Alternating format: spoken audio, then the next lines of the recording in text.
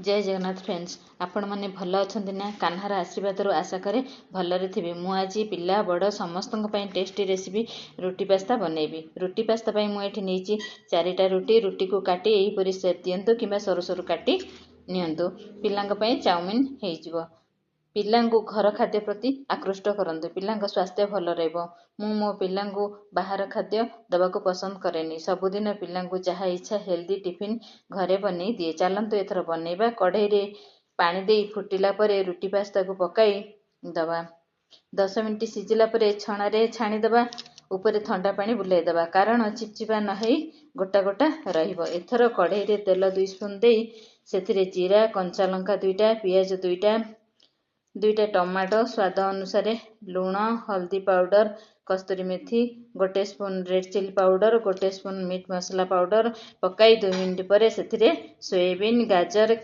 Sweetcorn green मटर capsicum beans झुडंग आपण पसंद अनुसार जहाँ सब्जी नहीं पारे। साधारणतः पिला माने सब्जी खाइबा पसंद करती ना यहीपरी बनईदेले सबू चाटी सफा करदेवे परे कभर करी 10 मिनिट सिझिबा छाड़ीदबा। सिझिला परे पास्ता पकाई 5 मिनिट मिक्स करी गैस ऑफ करदेबा। एथर धनिया पत्र चाट मसला पकाई पिला टिफिन पैक करदेबा। एथर गरम गरम प्लेट रे सर्व कर दियंतु देखिए पिला बड़ समस्ते प्लेट सफा करदेबे। आज रोची जय जगन्नाथ फ्रेंड्स बाय बाय।